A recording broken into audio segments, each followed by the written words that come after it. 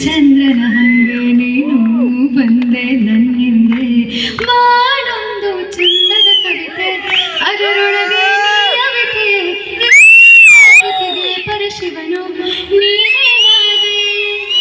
ಬಾಳೊಂದು ಚಂದದ ಕವಿತೆ ಅದರೊಳಗೆ ನೀಯವಿತೆ ಈ ಪಾರ್ವತಿಗೆ ಪರಶಿವನು ನೀನೇ ಕವಿದ ಮೋಡ